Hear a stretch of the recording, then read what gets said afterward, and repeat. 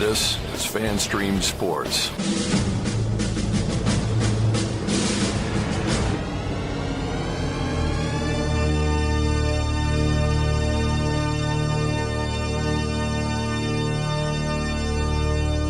Can I please have your attention? And I need all of you to stop what you're doing and listen. The following program is recommended for mature individuals and may contain material unsuitable for morons, cretins, and dishwipes.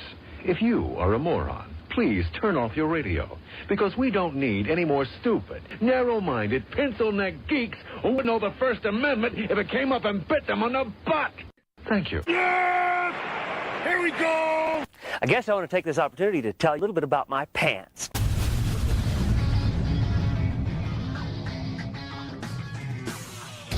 Oh, yeah. Welcome into the Colby IndyCarTim show. That show that you've tripped and fell and splashed into. That puddle around you is all because of us. We made you wet. It is time to get down with what we've got going on, and you can do so by either liking, subscribing, all those things that are down below the video that you're watching. If you're listening to the recorded podcast and you need to get a hold of my ass or Tim's ass, and Tim really wants you to, it's the 214-937-0569. That is the FanStream Sports text line. Use that, and we will respond. Or if you say no, don't respond, we might still respond. It's just really up to us, and you have no control of that whatsoever. I am Colby Sapp, along with a guy that's in charge of manning the audio portion, which is the reason why a lot of times it doesn't sound great, is one IndyCarTim. What's up, Tim? Colby, were you looking at my ass when you just said that? No, because you're sitting down. I felt like someone was looking at my butt just when you were going through that just now. Well, you know, it's designed to make you feel like. The listeners right then felt like that somebody was looking at their ass. Do the listeners want to look at my ass right now? I mean, no. There's never in your life, at least not now, and this is the way it exists, has somebody around you said, I'm going to look at that ass. There is a party in my pants, Colby, and everyone's invited. Just doesn't happen. You know what? Have you ever, this side note, not even my question for the day, as the internet has begged me to ask this question because that answer has been ballied about by all the other streamers and everybody else that does things, and so we're going to get into it. But before we do, Tim, what's your go-to move if you feel like somebody might be looking at your ass? So this has happened to me. Right? And usually, because like women have go-to moves that they do when it's the hip shaking, it's the whatever. But I don't know. I don't have a go-to move. I don't know what goes through except because I have two. Do you? Because I try to determine if it's a man or a woman. Okay. Looking at my butt. I don't care if a dude looks at my ass. I'm just not going to respond to it. Okay. Okay. It's not the way I roll. And if I determine it is a dude looking at my ass and I think he's been doing it long enough, I'll just reach back there and act like I'm picking my seat. Okay. And I will go all out, grab the crotch from behind of my jeans or my shorts, and just start tugging away. Okay. In hopes that it'll gross them out enough that they'll look away. If it's a woman looking and I have determined that she is of age. Yes. Because that's important in this scenario. I mean, yeah. When I say of age, I'm talking in my age bracket, not old enough to vote or anything. Got you. I will reach back, right hand on right cheek, and start slowly caressing my own butt cheek. Just very slowly in an erotic, romantic, sexual way. To yourself. On myself in hopes that she sees it and is also sexually aroused as much as I am touching myself. Okay. So that we can, bang as fast as possible. All right. Well, I don't know how well that works, but I can tell you. It doesn't work. I can tell you that if a female started doing that because I was staring at her ass, I would automatically think, man, she is the slowest butt scratcher I have ever seen in my entire life. It's a caress, not a scratch. Yeah, she's not going to get that itch, right? It's just not going to happen. So, I don't have a go-to move. I think a lot of times when it's almost like like you do the squish, like you squeeze in, because Flinch, it's like the flex you're trying to do, but it has the opposite reaction.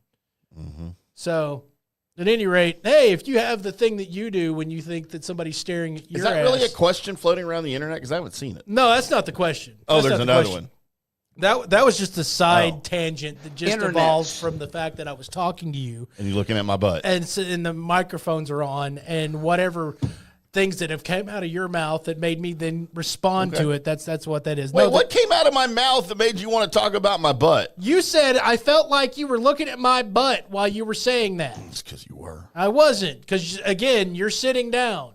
All right, if you say so. I mean, he's sitting down, No one believes you, Colby. No one can see me right now. except for the whole Thousands, internet. consequently millions. All right. The question is, and this is it on first glance, it's kind of idiotic, but it can devolve into an immense conversation. The question has been 100 men versus a silverback ape. Okay, I did see this from one Gavin the General Dawson. Okay, Gavin did it. This Mr. Beast has done it. I've seen Nick Merckx talk about this. And I think Tim the Tat Man has talked about it. It's now like the question of the internet. Like, as a hypothetical. As a hypothetical, do the men win in that situation? 100 men versus one silverback gorilla. I said ape, gorilla. I'm taking the gorilla 99 times out of 100. Just bare hands, right? No weapons, no Bare knives. hands, no weapons. No, that gorilla wins. The gorilla 100 wins. times out of 100 times. So you don't think that 100 men, just if they were in just total locked in, this is what we have to do, you don't think they could get that done? What would you have to do, though? Like, you'd have to all form one giant man like Voltron and form this singular beast that could overpower a silverback gorilla. Well, no, realize you would. how strong those things are? No, I realize how strong they are. I'm just thinking of Almost as 100 strong men as me. surround. You're not. 100 men surrounding a silverback. If you can get that situation going, then And I'm just thinking full strength, like no psychological warfare. Like the gorilla might be freaked out because there's so many people. right. Like, but I'm thinking just sheer strength on strength. This is no, like It's the gorilla, man. so the gorilla's just going to take out 100 dudes. Yeah, I think pretty easily. Now the dudes are aware that their lives on the line. Sure. And the gorilla's obviously going to figure it out real fast. I mean, unless you can get one guy to jump on his back and gouge his eyes out. But Well, that that's might make I him mean- even more mad. The soft points of the gorilla are going to be the target. You are going for, you're going for genitals. You're Do going they have for, balls? Yes, You ever seen them? dude. They've got balls. Never seen them though. Are you going to Google silverback balls right now? You may end up on the wrong website, by the way. I'm just saying. Colby, I'm looking at pictures of gorilla balls right now. You want to see? No, I don't. I don't have any reason to. You did this. I didn't do this. I said, Man, I don't know, dude. I still think the gorilla wins. you think the gorilla wins? I think I got to go with the 100 dudes. Really? It's 100 dudes. I mean, I know how powerful a gorilla is, but at some point, if you all dogpile at once, Look at those. the gorilla could. Man, I didn't need to see that. Look at those, Colby. I didn't need to see that. I wonder if anyone's eaten gorilla testicles like we eat Wait. bull testicles. Wait, are you you're asking if anyone in the history of has ever been so hungry that they're like, I'm going to take out this gorilla and eat it? And fries testicles. Well, seeing as how we formed weapons and stuff, I imagine somebody at some point has done that. Yeah, I don't know. I mean, I'm taking the gorilla. I think every time. Hold on, I got to make sure now my phone is not. Is that going the to gorilla ring. calling you saying, hey, man, I can kick your ass? Yes, the gorilla is informing me of. That's what the gorilla just sounded like. See, I gotta take the 100 dudes. If it was 50 dudes, then I'm taking the gorilla. Okay, but you think, okay, then what is the point of demarcation here for the men to beat the gorilla? Like, how many men would it have to be for you to switch it to the men? Over 75. Okay. All right. I'm just thinking that amount of mass. Again, you're all aware. That's a lot. That's a lot. That's a lot of dudes, Mark. I mean, that's close to what Johnny said one time when he was, I guess, telling me something about himself. I like other guys. Right. So it's a lot of dudes. This doesn't equate, but it's like the how many kindergartners would it take to take you down? Right. I'm thinking it's along the lines of you get 100 kindergartners that are all like, you tell them you've got to make it through this or you're not going to make it to first grade. Or you can't have candy. Right. Yeah, and I think that's a little different, obviously. I don't think the man is as stronger as to the kindergartners as the gorilla is to the men. Like, I think you don't think that equates? It doesn't equate.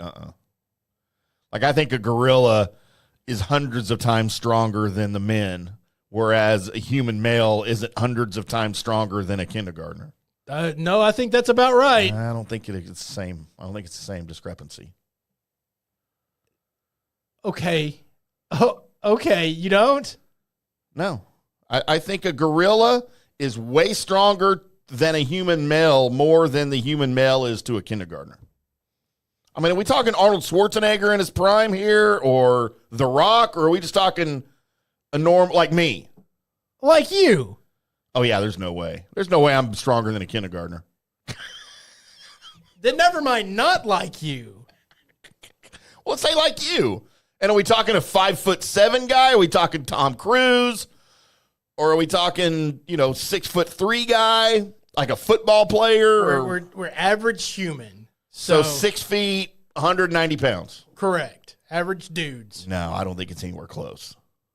You don't, man. I think the little bit more intelligence, and if you take out the fear factor, like all the other factors out. Yeah, I think that matters. Yeah. And you're just like, all right, here you go. Test your strength. I mean, yes, is the silverback more savage than the humans? Of course. Dude, he'll rip limbs out of a human male. Can't rip the limb off of a kindergartner, but a gorilla can. A human man. Hold on. Oh, yeah. I don't want to think about that. You're the one that brought it up. I know. I don't want to think about it. That's gross. I know. I hate kindergartners, by the way, but you're the one that brought it up. And just if don't we think get it's the banned same. off the internet for what Tim just said, about killing kindergartners. It's your scenario. yes, but I didn't take this. See, here's the thing, and this is just about how everything goes on this show. I offer something up, and then I make a side comment, and then you take that comment, and then you run to the sanitarium and see what comes out. It's pretty much what happens. Isn't that what we're supposed to do? No, it's really not. Not all the time. It's like every time. But it's a fair argument. I don't know if I know. It's not. It's a Tim argument. Which is fair. No, it's just that's just what you say. It's a little different. It's a little different. So, all right. So those that want to know and mark this down, Tim has sided with the silverback gorilla. Yes. And I myself have sided with the 100 dudes. Yes, Mark. Again, I am aware of how powerful the silverback gorilla is. I know. Like the gorilla versus 10 dudes, even if they're like armed, may not have a chance. But 100 dudes? Yeah, I just don't think it's close. I mean, if they all got together and decided, like, well, all right, 10 of us are going to get taken down on the first swath, but the rest of you just bite something. Right. Sacrifice yourselves. The rest of you just bite something. Go for the balls, Colby. Or just bite something. Just go for the balls. There'll be enough bites on that dude that he's going to bleed out and die. By the way, look closely at this photo. I don't want to look like... Is that crap to the left of the balls? Or mud? I'm pretty sure that's gorilla poop right there. We going mudding, Colby? No. By the way, the Colby Sapp and IndyCarTim show, the only show that randomly shows you gorilla balls at least 4 times in the opening segment. Five times. 5 times in the opening segment. And as we now somehow segue from that. Oh, it's going to be impossible. To me asking Tim, hey, Tim. Hey, Colby. What day is it today, bud? I'm glad you asked me, even though I'm utterly unprepared for this segment already. It was written down on the... I forgot. It's my segment, and I forgot. I can do what I want. Thank you, Colby, for bringing that up and reminding me that I have this segment. I don't remember what music I do with this segment. Oh, yeah, it's this, right? Yes. And then we show everybody the wrong calendar. It's 2 years old. I'll fix it. No, you won't. I promise I'll fix it. You said that last time we were on. You said you'd fix it. 3 weeks ago. Colby, today is International Guide Dog Day. Oh, for blind people. For the blind folks? Yeah. Ooh. What if the silverback gorilla was blind? I don't think that'd make any difference. Oh, I do. The way of the fight's happening. I might take the 100 men with a blind gorilla. With no guide dog. Like the gorilla doesn't have a guide dog. Well, right, because then it's a gorilla and a dog. A mean dog. So, yeah, I think it's a good puppy dog job, right? For good puppy dogs. You can be a canine dog. You can be a guide dog. You can be an emotional support dog. You could be a jumbo corn dog. Right? No. No? It's not a good job probably for a dog. By the way, did you ever think that when you eat hot dogs that your body then makes a hot dog?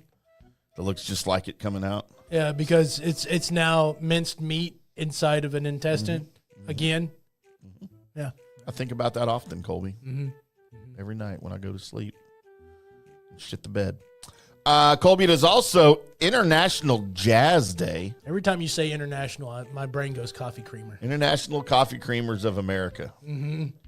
So I don't know if it means, so it has a saxophone here in the photo. So that could either connotate New Orleans style jazz, or it could be like smooth jazz, like David Sanborn right here on Sirius XM Watercolors. Yeah.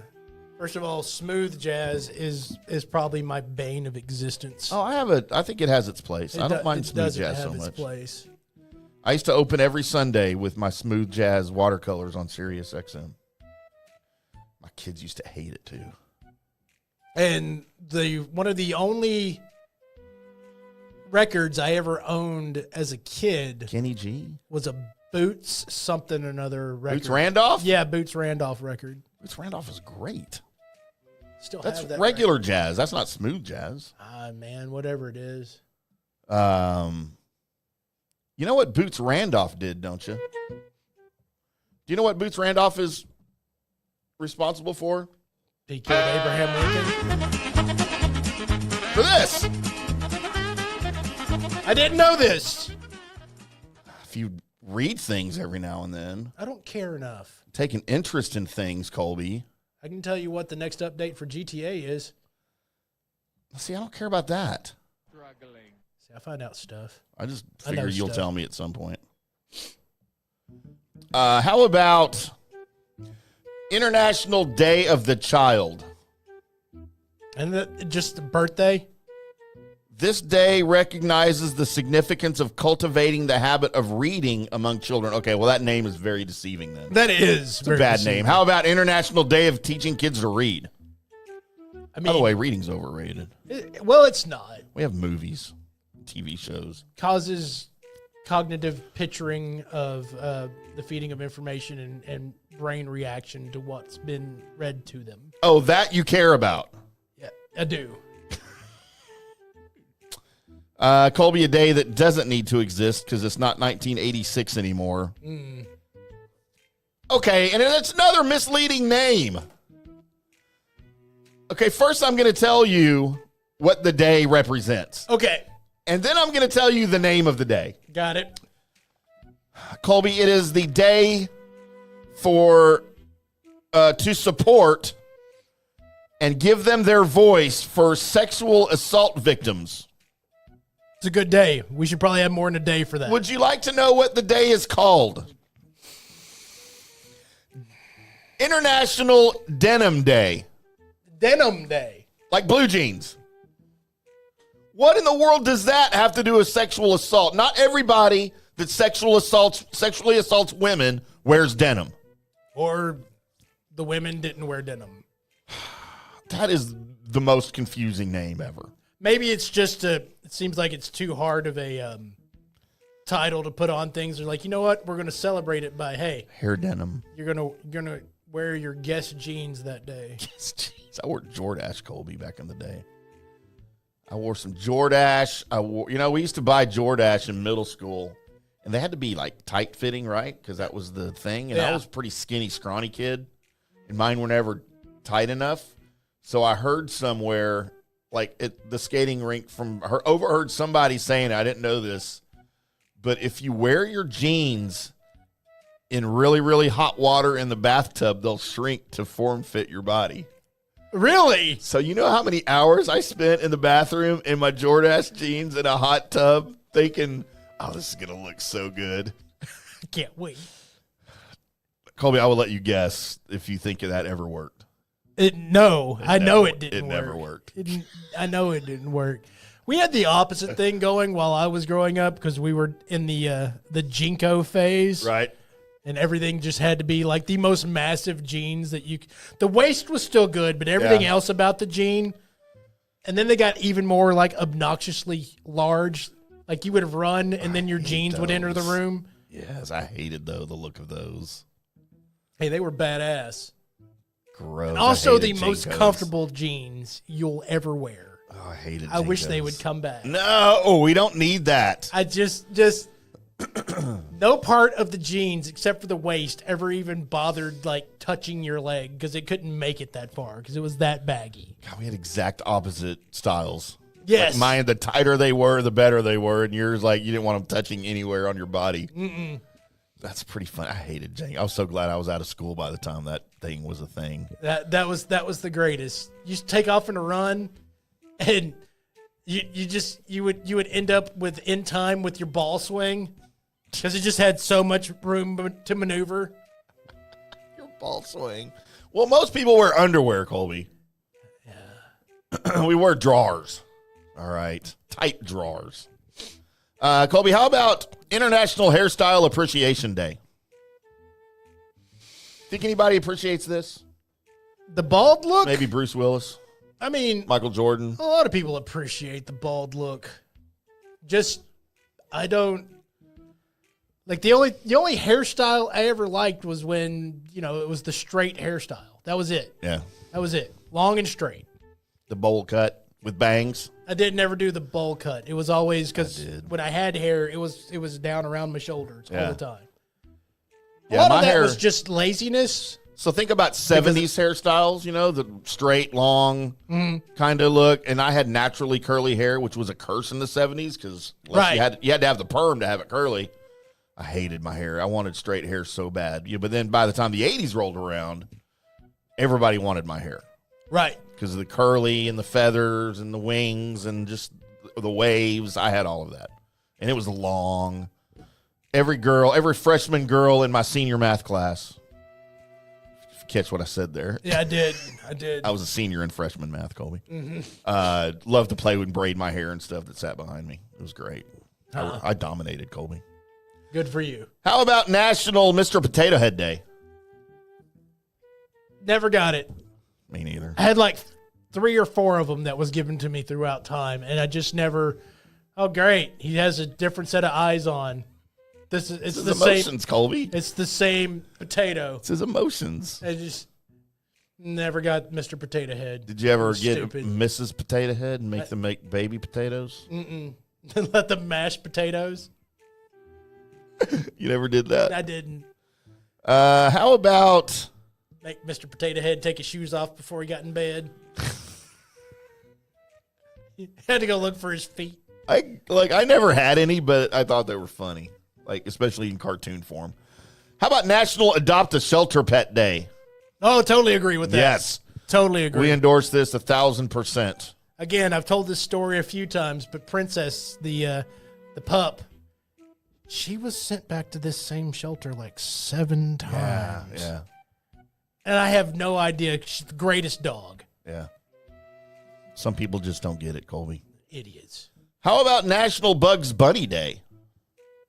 Dude, totally in. I like Bugs Bunny. Looney Tunes. Yeah, I'm all totally into that. National Larry Day. Like Larry, Moe, and Curly. Congratulations to you if your name is Larry. It's your day. Oh. Go have a day. National Oatmeal Cookie Day. Okay, yes, in. Not bad. I'm okay with the oatmeal cookies. I'm even okay with oatmeal cookies with raisins. That 'Cause sounds it's like also something you'd be out on. Because it's also National Raisin Day. I'm out on a raisin by itself. But if it's in an oatmeal cookie or chocolate chip cookie, I might partake. I also like chocolate chip cookies with M&Ms. So Raisin Bran, you're out. I love Raisin Bran. But you just don't like raisins by themselves. I won't eat them by. I used to when I did. I ate them all the time. I'm out now. It's just grape jerky. I'm an adult, and I don't have to eat them if I don't want to. Well, you don't have to. No, just I don't know why you're out on them. I just don't like them. I do like Raisin Bran though. California raisins would be really upset with you right now. I mean, Raisin Bran's no grape nuts, but I'll accept it. Thank God for that. Greatest cereal known to man. Thank God for that. I don't need bowl gravel. I love grape nuts. I don't need bowl gravel. How about National Mahjong Day? Mahjong, the game, right? The pictures, the tiles, the tiles, yeah. Yeah, the tile game. You know, I've never played that a day in my life. Mahjong? I still don't know. Isn't it like dominoes? You just have to match pictures or something. You know what? Kind of, yeah. And then they've got opposite. Yeah, you know what? I'm not going to try. I feel like that would be the same outcome as me trying to describe crypto to you. I still don't get that. Still either. don't get it. No, I have I just no have idea. to hear that same phrase over and over again as I'm explaining it. I still don't get it. Still don't get it. Yeah, but I just broke it down to you in the most dumb version ever. I still don't get it. I still don't understand what it is. I don't know how it works. Who gives it value? Who says it has value? Like me and you can just form our own crypto and go, all right, this is worth $1 million American dollars. If somebody Come buy it. If somebody will pay it for it, then yeah, it is worth that. Oh my God, I don't get it. Colby, how about National Pre-Parathon Day? What? I don't think you said that right. National Pre-Parathon Day. Ensure your plan to keep yourself prepared for future unexpected man-made and natural disasters. So it's Insurance Day? I would say like Preparation Day, but it's Prepareathon. Prepathon? It's not prep. It's prep. I don't know. Whatever. I don't care. I hate this day. Spell it again. Prepareathon.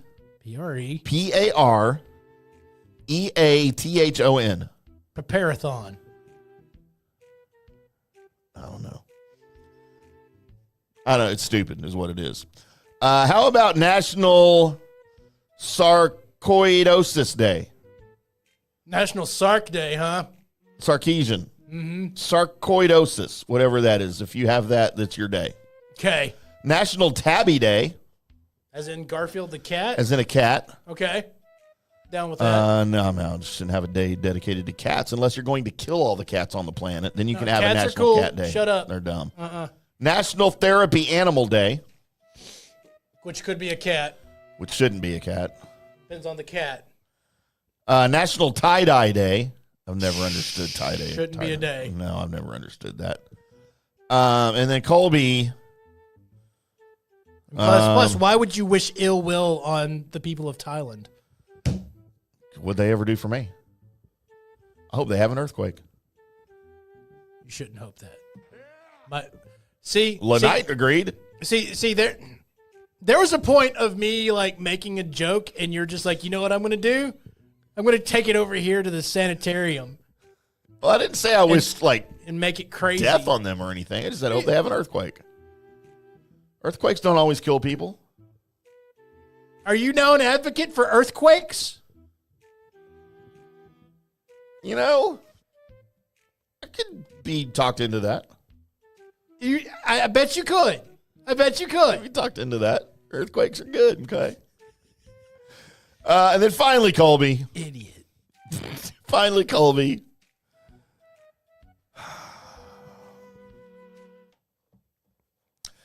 Today, April 30th, in the year of our Lord, is National Spank Out Day. Wait.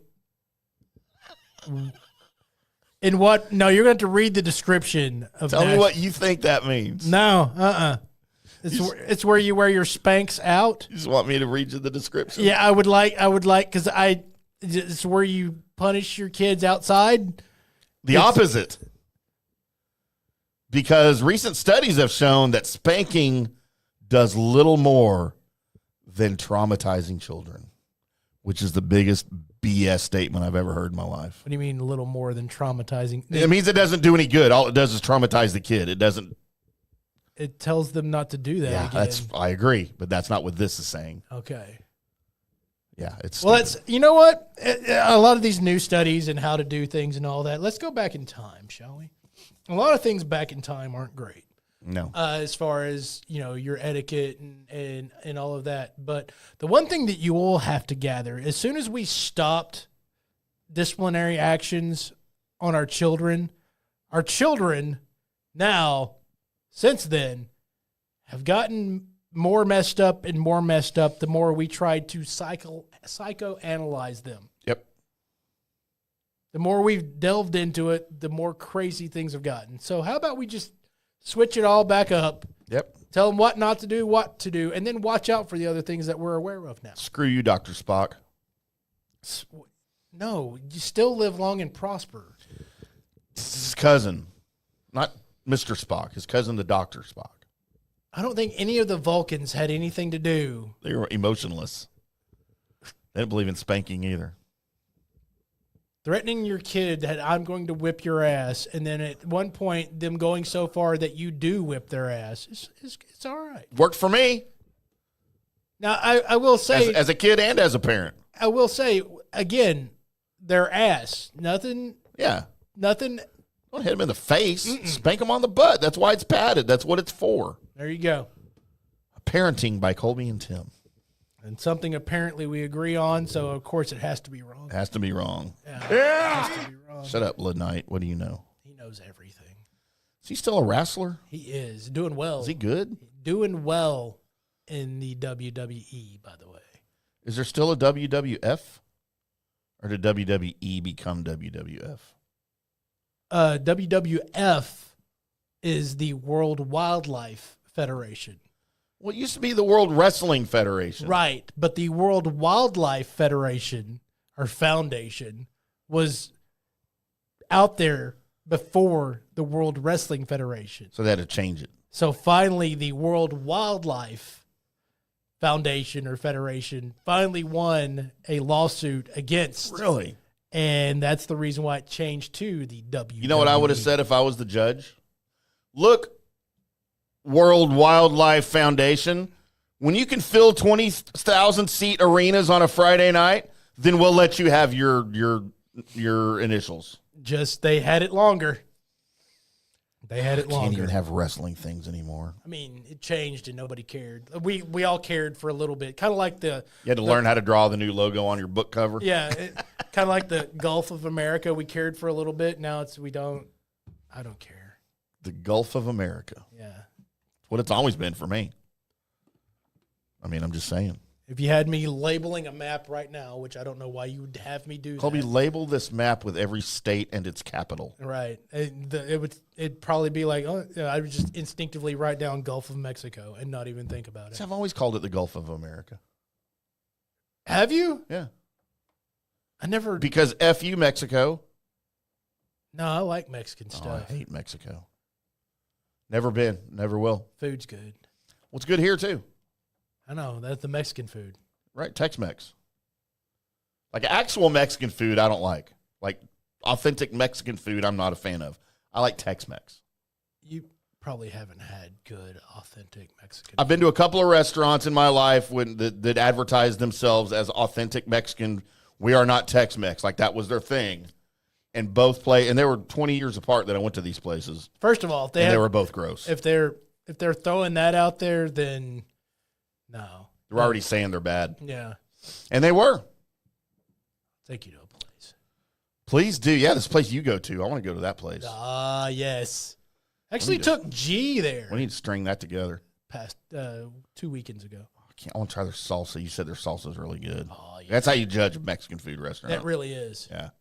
It really is. Can't wait. Do they serve it warm or room temperature, or is it cold? It's room. It's room temperature. See, that's great. It's room temperature. I love room temperature sex. I mean salsa. So there you are. So that is what day it is today. And as we now mingle our way into a segue, because we've got to get into some sports, because we've had some sports happening, Tim. We have. So it's time for your Colby Sapp and IndyCarTim Sports Report. Had a draft, Tim.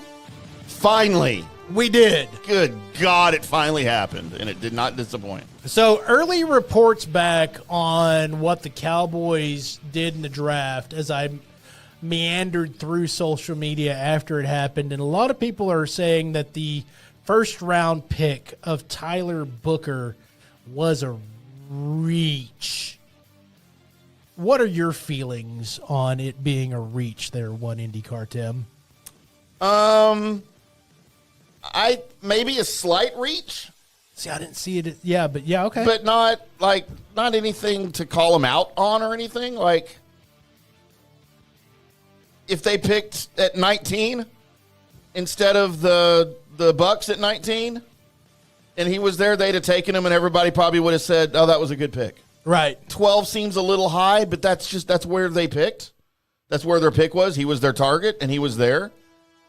If it was a top 10 pick, I'd probably been like, but they probably wouldn't have taken him in the top 10. No. So, yeah, I don't have a problem with this pick at all. Of course, we had our second round. I believe it was our second round pick. No, it was a third round pick. Was the coming off injury cornerback. Siobhan Ravel Jr. from East Carolina.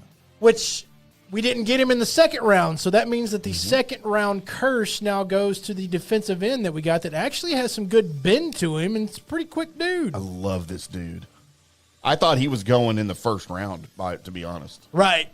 Donovan Iziriaku from BC, played in the ACC, and he dominated the ACC. 30 career sacks, 45 and a half tackles for loss, 8 forced fumbles.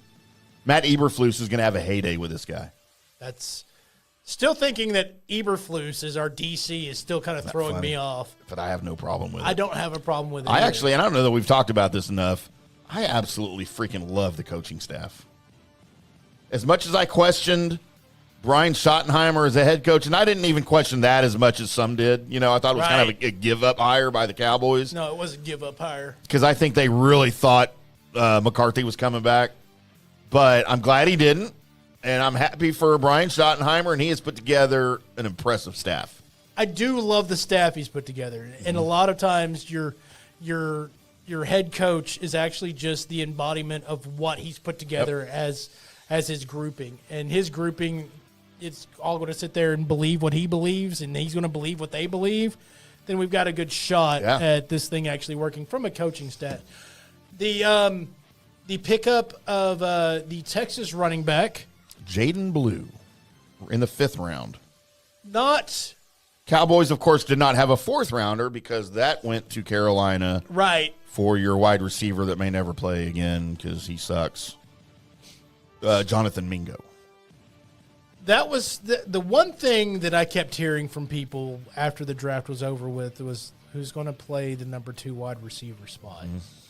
Really, really worried. The whole time I haven't been even anywhere near worried about wide receivers because you have to, with the Schottenheimer style, you have to protect the quarterback and you have to run the football.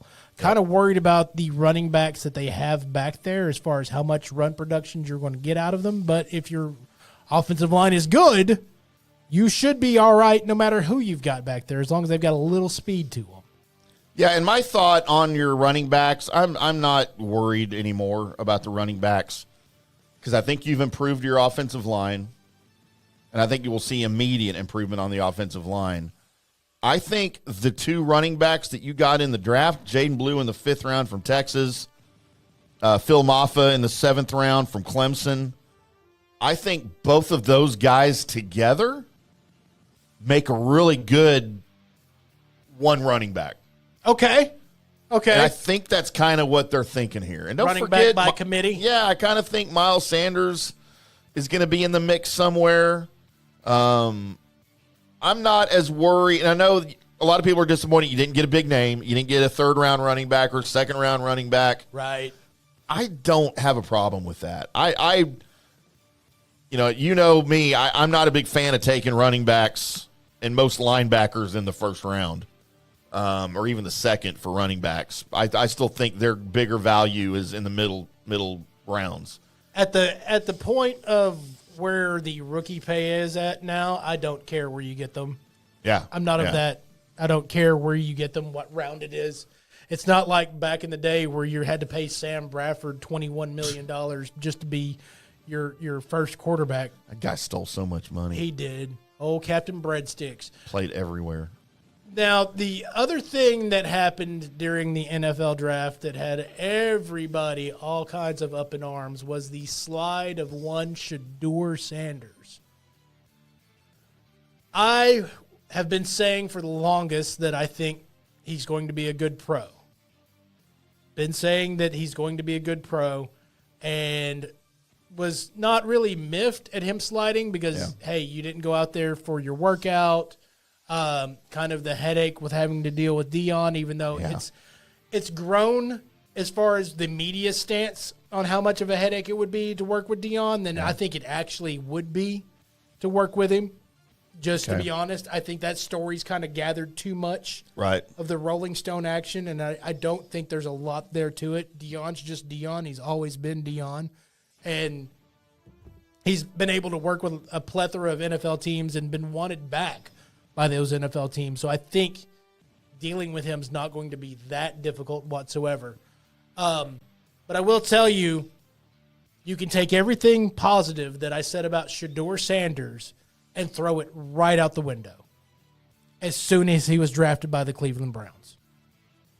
Okay. Just not going to happen now. That's it. That's the end of his NFL career. Right. Yeah, and look, I wasn't as high on him as you were as a pro, and I do think the Dion thing matters more than you think it does. Okay.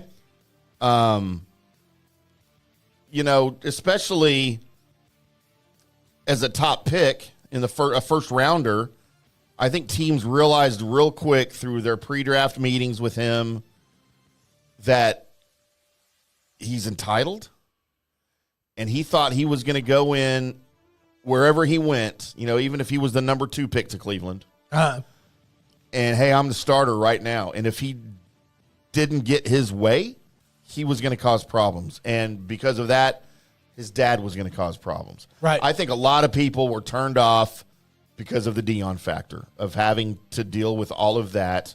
Dion's already been out there and said, I want to coach my kid in the pros. Well, how'd you like to be Kevin Stefanski with the Browns if they start a season 2-5 and Shedeur Sanders is sitting on the bench and then Dion comes knocking? Hey, I can turn this thing around real quick. Hire me as your coach. Yeah. I think that's a real thing. I do think that's a real thing. I don't think it's something that would happen.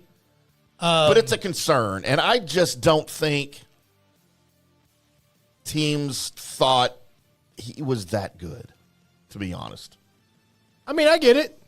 I had no problem with his slide. I was hoping, and I thought it would have been better for him to just not get drafted, and then he can take his pick where he wants to go. Well, exactly. That's the other thing to it. If you're that confident in your abilities and that confident in what you can offer, and the only problem that I have is if you're able to work on what you don't do well instead of just acting like it doesn't exist. Yeah. And if you're able to do that, then I think he's going to be a great pro, or was going to be a great pro. Right. Not anymore. You think it's done because of that? Just because it was the Cleveland Browns. And I'll forever have this belief until somebody changes my mind, that if you get drafted as a quarterback, you get drafted by the Jets, the Bears, or the Browns, Right. and especially the Browns, you won't be any good.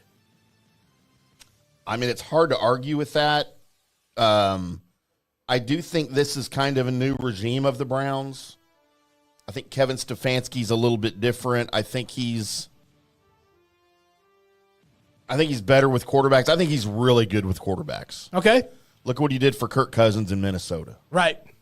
I put a lot of Cousins' success in Minnesota on Kevin Stefanski when he was the OC there. And that's why the fact that Deshaun Watson has failed so miserably just shows you how bad Deshaun Watson really is. Because if Kevin Stefanski couldn't make Deshaun Watson work, granted, it was a lot of it injuries. Like, he had every injury you can possibly think of. Then that's on Deshaun Watson. And now they're stuck with 2 more years of Deshaun Watson at $80 million guaranteed. Right. Shadur Sanders walks into a room with Joe Flacco, Kenny Pickett, Deshaun Watson, and Dylan Gabriel now. Right.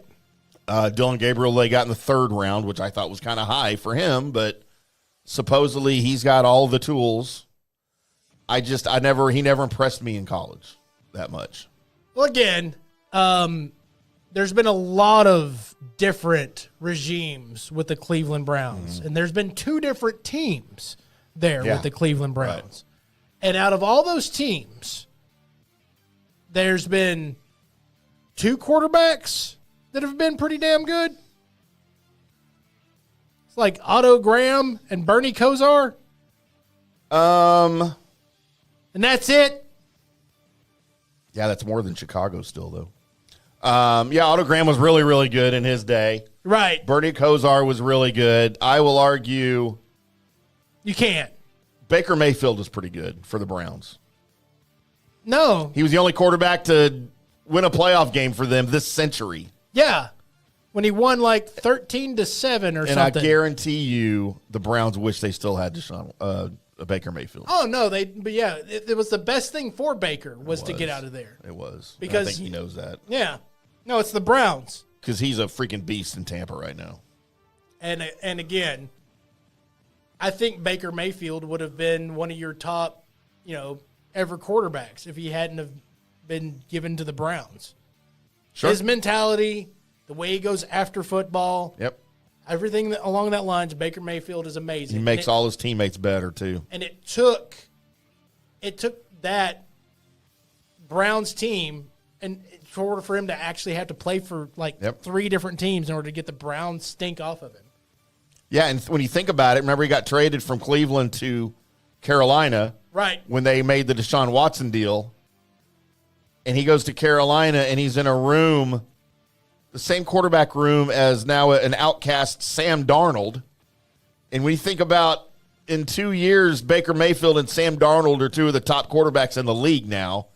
And they were both at Carolina, and Carolina was just, we don't need y'all. We're getting Bryce Young. Just shows you a little bit about what Carolina's about, or at the time was. But yeah, I think all in all, Cowboys had a great draft. I think the Browns had a really good draft. Kansas City had a great draft. I think the Jets had a great draft. They're the Jets, though. They're going to screw it up. Of course. Tampa maybe had the best draft of everybody in the league. That they continue to draft well.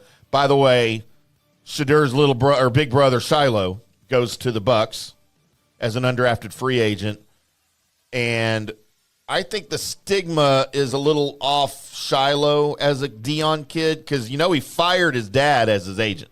Yes, you heard that. So after the draft, he's like, "This isn't getting me anywhere." And that calls Drew Rosenhaus and says, "Find me a team." And the opposite of that has always been said about them in school. Yeah. It was like Shador was the nice one and Shiloh was the jackass. Now, I don't know that personally. That's just what has been told to me from people that seem to think they were in the know. So our buddy J.P. Peterson of the J.P. Peterson Show, weekdays 9 to 11 Central Time here on FanStream Sports, was in Boulder, in the Boulder area, pre-draft on a ski trip. And he was hitting the bars. Him and his buddies were hitting the bars. And a lot of Colorado Buffaloes students hanging out around. And so sports reporter JP made it a point to ask everybody that he came across, hey, tell me about Shadur and Shiloh and Dion and that whole thing up here. Not one single person had anything remotely nice to say about either one of the kids.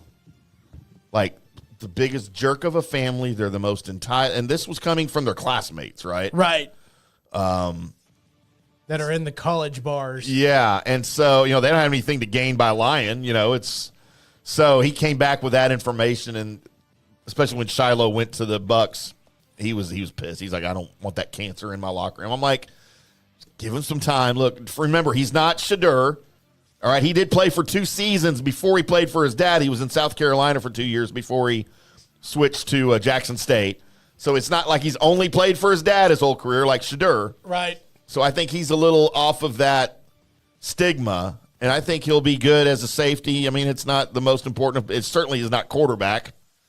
But, yeah, I don't think Shadur, maybe for different reasons than you think this, but I don't think Shadur makes it in the NFL.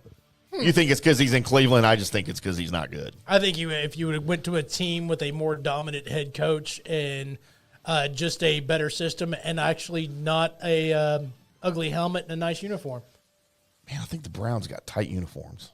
Oh, yeah, no. Just the helmet's ugly. What about their white? Their white out, their whatever they call those. Uniforms are great. The white helmet with the white jersey and the white pants. You think it's ugly just because it's blank? No, it's the helmet. I said ugly helmets, nice uniforms. Just because the helmet's blank, though, is why it's ugly? Yeah, and the color of brown that it is. I think they should put the elf guy on the side of the helmet. I don't think it'll help.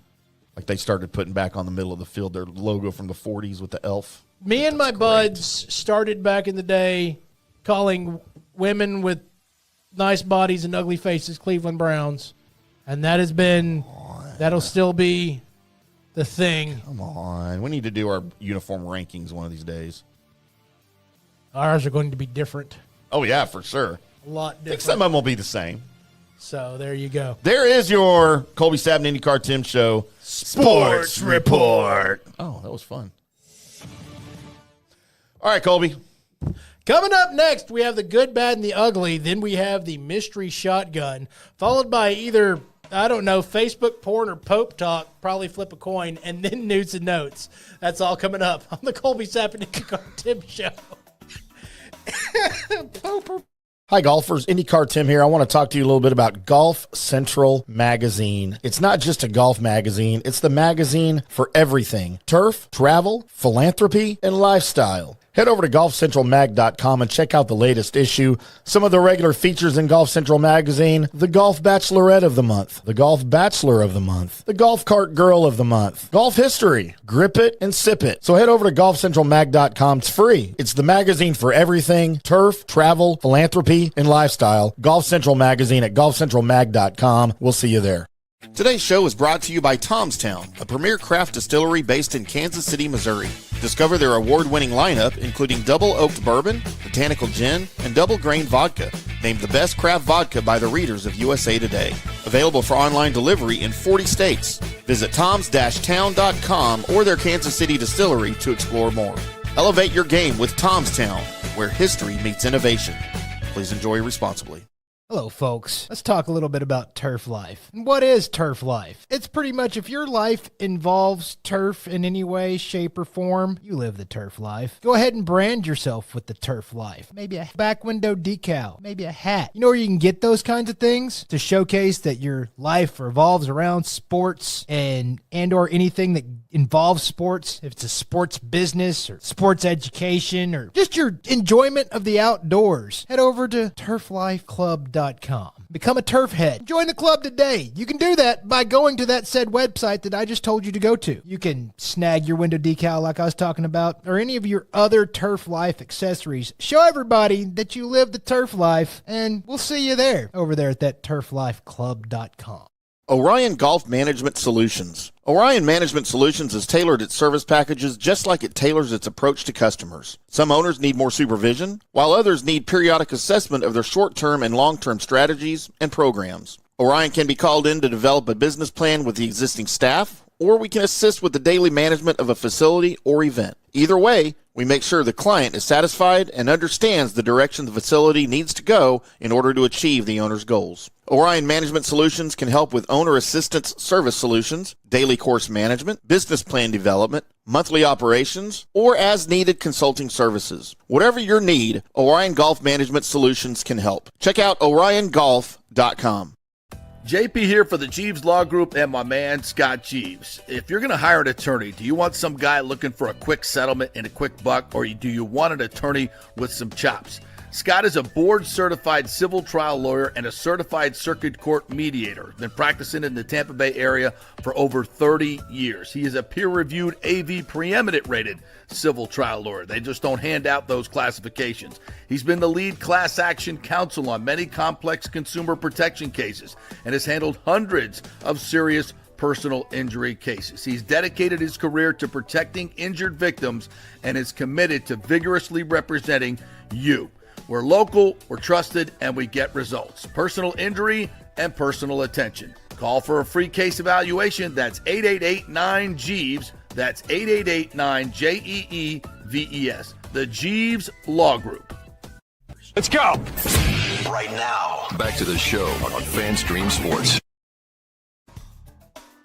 Welcome back to the Colby Sapp and IndyCarTim show right here on FanStream Sports, live from the Dallas FanStream Sports Studios. We are rocking on a Wednesday. Colby, are we rocking or are we rolling or are we rocking and rolling? Yes. All of it. Just stop looking at my butt. All of you out there. I felt it. Felt it in my butt. Going mudding, Colby? No.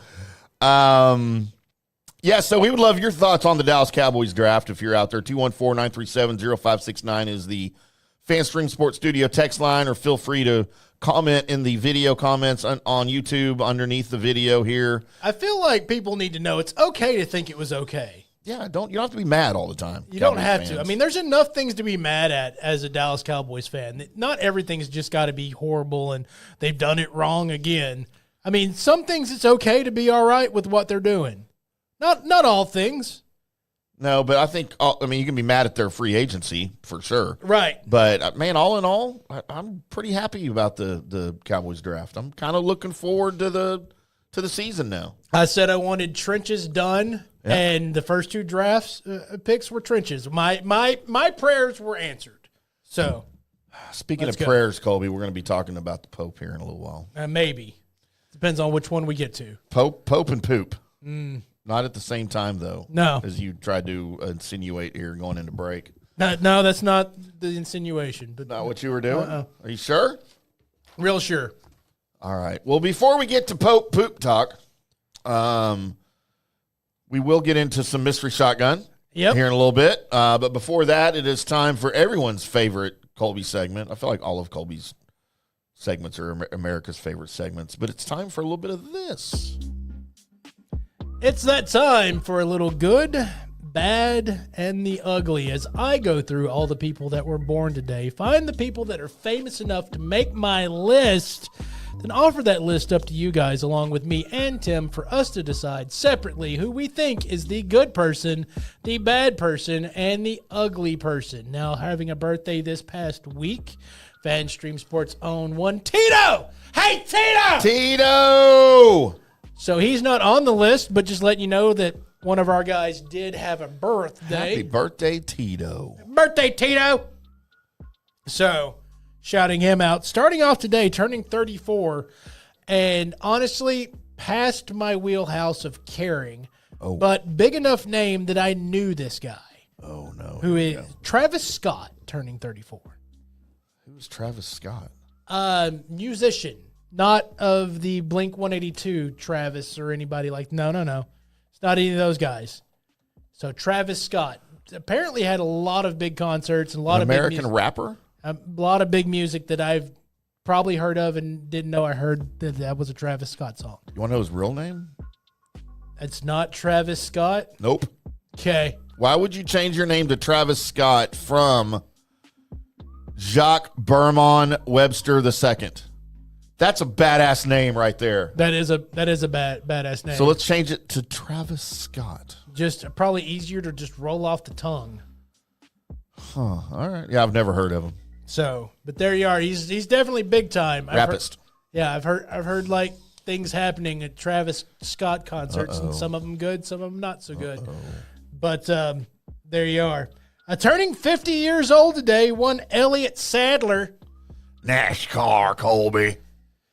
Oh, making the left turns. And another left turn. And trouble in turn two. You like NASCAR. Why are you dissing on NASCAR all of a sudden? I'm not the biggest NASCAR fan. And you know, they do road courses. I said do. They race on road courses too. I've tried to be, but ever since back in the day when I was forced to do the radio play-by-play of NASCAR on 105.3 The Fan, that pretty much immediately just burned me completely out on it. You don't realize how effing boring NASCAR play-by-play On the radio is. See, I don't have a problem with it. It's so bad. I mean, I don't listen to NASCAR on the radio, but I listen to IndyCar on the radio any time of the day. Okay, well, it may be different because here's the situation in NASCAR play-by-play radio. Here's what happens. You have in each corner, in each turn, You got a guy. you got two guys, Okay. right? Okay. And so the guys that are over the line, the midpoint, Okay. they start the thing out. Coming into the turn. Yeah. So, Another guy takes him out of the turn. yes. And then another guy gets into the other turn.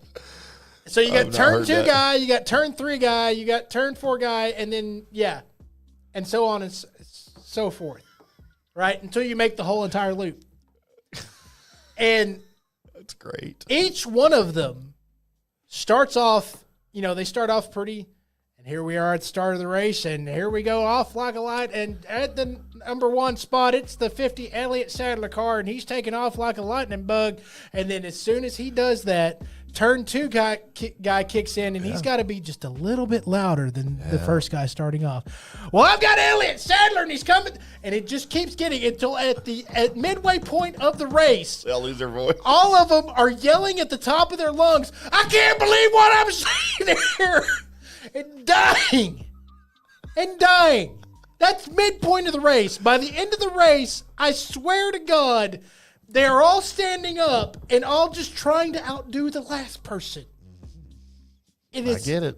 It is horrible. It's not like that on IndyCar. They know how to do it. Look, I was a big fan of NASCAR in the 70s and 80s, even into the 90s. Oh, we got a dust up. We got it. The guy that sees the dust up first, no matter which turn they're in, they just start saying it over whoever else that was talking. Like then. But I don't understand NASCAR anymore, dude. Yeah, he got into the wall. They do we need to get our girl Camber on. NASCAR's religion for her. She does a Cowboys podcast on YouTube. And we need to get her on to just sell me on modern day NASCAR. She goes to every race, like travels. Right. And look, I'm all about auto racing, right? I get it, especially oval racing. I love it. But I don't understand the stage racing they do now. Why it can't just be a race. We got to have 3 races built in one, and then we're going to stop the race. Yes. 3 times in the middle of it so everybody can catch their breath, and we'll give some extra points, and, we'll clean the track and change the tires and what. Just freaking run the 500 miles that you're supposed to run and not break it up. And then you get, like, this guy won a stage, so he gets an extra 10 points, and this guy won a stage, and I'm just these days I'll watch the road courses and the super speedways like Talladega, Daytona. I watch the big races, but Right. like the little short track, I'm just out. Rockingham and Dover, and I know those are classic historic tracks, but I don't care. Tony Pollard's 28 years old today. I bet he regrets leaving the Cowboys. You think he does? Well, his team sucks even more than the Cowboys do.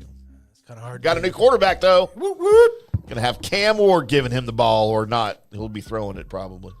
A guy to have his whole life and career pretty much mean nothing because he was at war with the most prominent person in his own sport. Isaiah Thomas is 64. Isaiah Thomas. I still can't get over the story of them wanting Michael Jordan for the Olympic team. And Chuck, who was the coach of Isaiah Thomas, and Jordan tells Chuck Daly, hey, bud, I'll play, but Isaiah's not playing. No Zeke in this. And that's what happened. Yep. It's just insane to have that much beef. And have you heard the stories out of the top 100 where the guys are like people like Dwayne Wade and such are there, and they're seeing these guys, and there's still heat between Jordan they still and don't Zeke? like each other. It's amazing. Look, Isaiah Thomas was good. Yes. He was no Jordan. No. And I liked Isaiah Thomas's team, dude. I was a fan of those, except for the year they bounced the Mavericks out of the playoffs. I was a fan of those bad boys and their 89 and 90 championship. But I never liked Isaiah Thomas, man. I just couldn't stomach him. And then we had another kid named Isaiah Thomas. Right. More recently, and I didn't like him just because his name was Isaiah Thomas. Who apparently he was named after Isaiah Thomas, but there was no relation. Right. Like, we were just lucky your name's Thomas, or you'd been named Isaiah Schlesinger. That would have sucked. Would it have sucked? I think it would have more sucked the fact that your last name was Schlesinger than it would have. Schlesinger. I mean, of course, unless you want to come up with a cool nickname for that. Tim Ham. That's not a cool nickname It's a really for cool nickname for anybody. For Schlesinger. Kanal Nair is 44. I don't know how to say his name. That's close. Kunal, the is it racist to say he's the Indian on Big Bang Theory? No, it's pretty He's prominent the only role one, right? that he plays there. Yeah. All right. Emily Carey is 22 years old. No relation to Jim Carrey, but did play a young Wonder Woman in, I believe that was, my brain just, in the Titans movie, or the Titans show on Really? Max. Yeah. Huh. Is she cute? Because I didn't find any pictures of her that I could really see. Yes. Okay. Yes, All right. she is. Johnny Galecki is 50 years old. Leonard from Big Bang Theory. Again, if you were on Big Bang Theory, more than likely your birthday's today. Colby, did you ever watch one episode of Big Bang Theory? I've watched a bunch of half episodes on mute. Does that count? Okay, sure. Because we're in here waiting for wrestling to come on. Oh, okay, but you never watched it at home. No. All right. All right. I've seen shorts that were funny. Yeah, it's a good show. It's a funny show.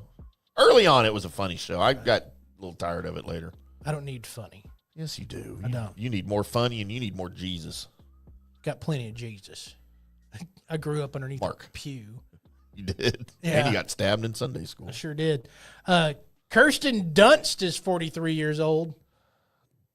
Vomit, Colby. Would you hang upside down to kiss her?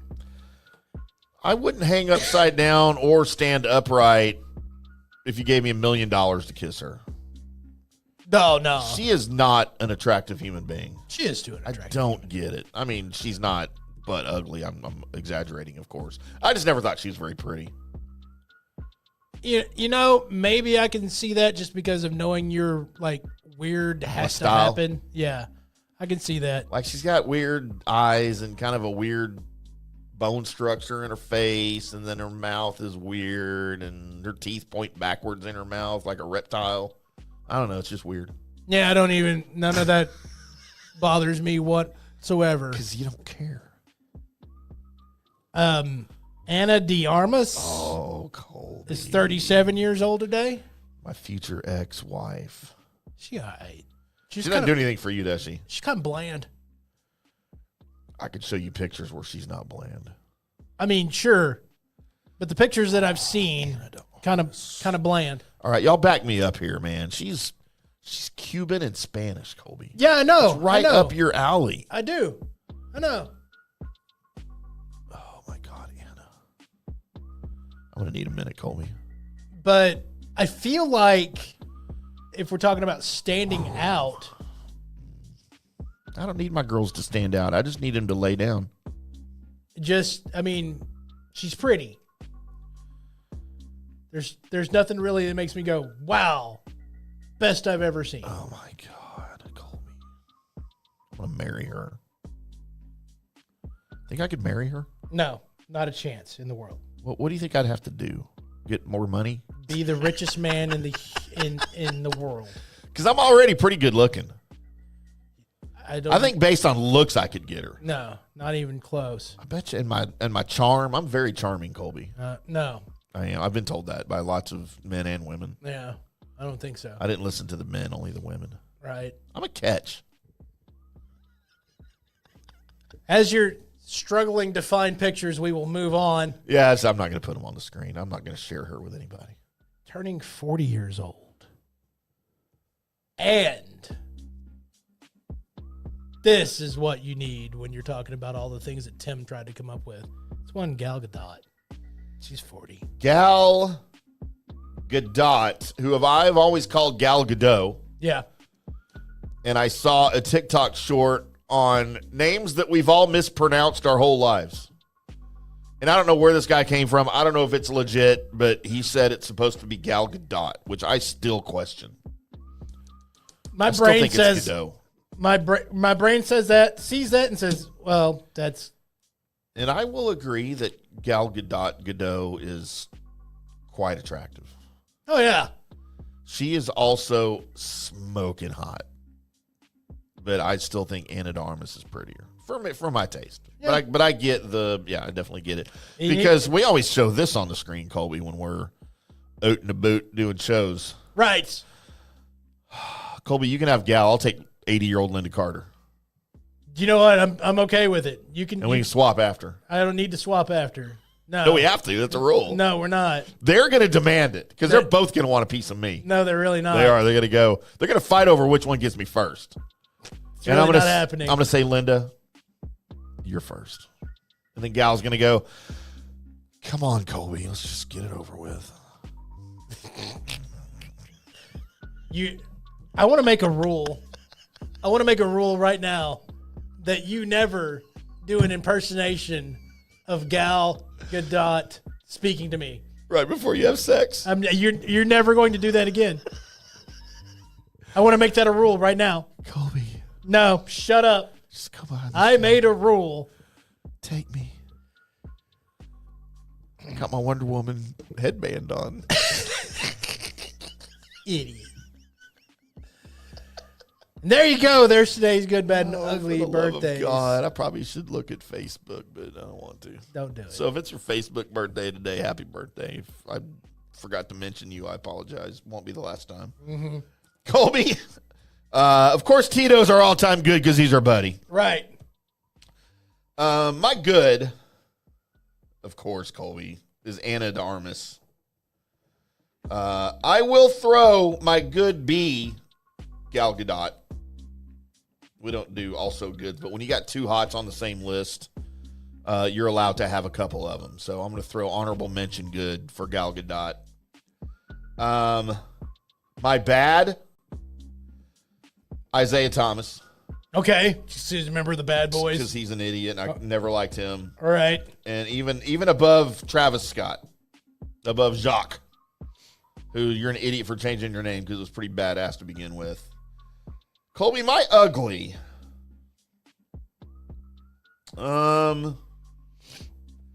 Again, pretty obvious who I'm picking here. It shouldn't be. It's really not that. Kirsten Dunst. Wow. You are my ugly for the day. How you like that? Come kiss me upside down in the rain. I don't think she is now. I called her ugly. Right. And you don't follow up calling somebody ugly by demanding they go do something. That you do if you're trying to lower their self-esteem, so you got a shot. My good, and even her goodness couldn't save the new Snow White, is Gal Gadot. No, she couldn't. She was the Wicked Witch. Yes. How anybody wanted to interpret that she was like wanting to be as beautiful as Snow White was in that show, I have no idea. That chick was ugly. My bad... I am going to go with Zeke. All right. Yeah. Bad Boys.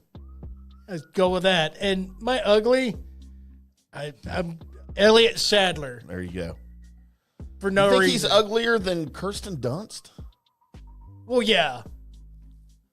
Uglier than Travis Hunter, whatever his name was? Travis Scott. Yeah. Yeah. All right. What's your list? I won't veto anything. I mean, there's no reason to. Do you think I offended somebody that you think needs to have their comeuppance happen right now that you're just going to veto away? Colby, I don't know why you think my friend Elliot is so ugly. I told you not to do that. I literally said, don't do that. Now I take away 5 minutes from our session together. I get a 5-minute major for that? Get a 5-minute major. Wait, are we working out hockey sex penalties right now? Is that what we're doing? Sex penalties? Colby, I will penalize you for sex. Yeah. Just wait till I go on the power play. Is that what I can't help? Is that what happens? Colby's going to be shorthanded. I go on the power play, it's me and 2 dildos. That's what's happening. And you got to score through the 5-hole. Lost our effing minds. Colby takes a shot from the slot. Oh, it's batted away by Godot. Trouble in turn 2, Tim.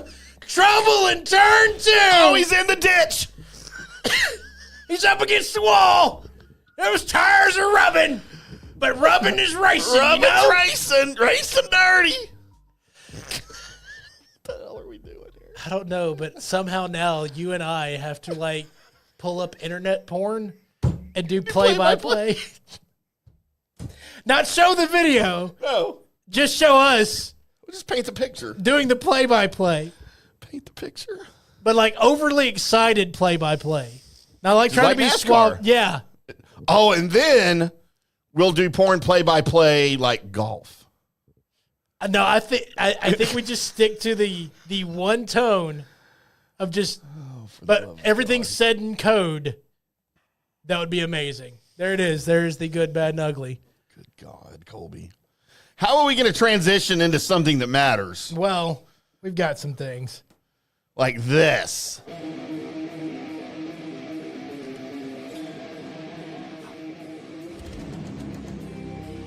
Oh, yeah. Welcome into Colby Sapp's Mystery Shotgun. I am your host, Colby Sapp, along with Pod Racer Tim. Woo, bud. We've got some things going on in the world of comic book movies. Hold on a second. Thunderbolts 2. Already happening. No, I'm guessing not. I mean, it might, because the Thunderbolts movie has gotten a really high score on the old Rotten Tomatoes. Really? As it's gotten a 91%. Wow.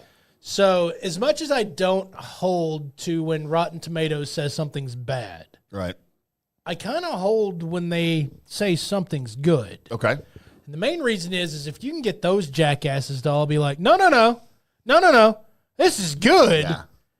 Because I think they're ready to slam things, because being negative about something gets you read more than being positive about something. I think that's the way it has been and the way it always will be, right? Right. And so for 91% to happen and be, no, all I have is good things to say about this. Huh. That is a definite good sign. My alarm at 6 o'clock. No, it's not. It's 8:18. It's 8:18. You're correct. They pull back the curtain here. What the hell are you doing over there? I don't know. I'm going back in time. So the Thunderbolts movie, for those that are waiting on the next Marvel installment that's actually good to happen, besides, of course, Daredevil Born Again and what's going on over there and what's been going on, the Thunderbolts movie is turning out like this is going to be a really good success, which kind of looked like it was going to be anyway, just because of the buddy moments and such that were happening with it. And It's got my other future ex-wife in it, Florence Pugh. yes. I think I would have to change my name to Tim Pugh. Yes, because her name's more important than your name. I totally would. Definitely more important. Totally nude, Al.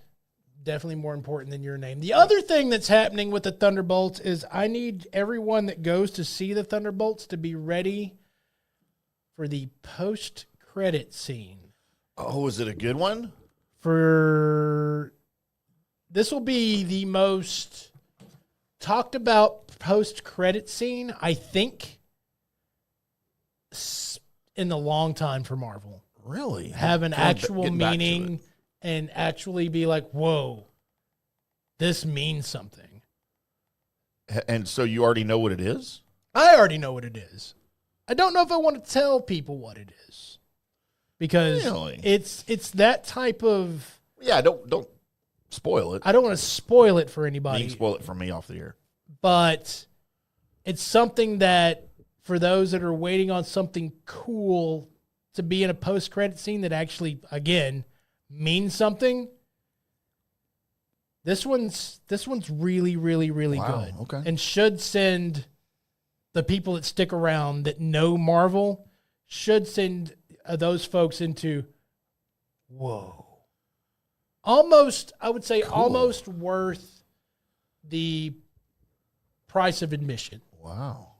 So It's high praise.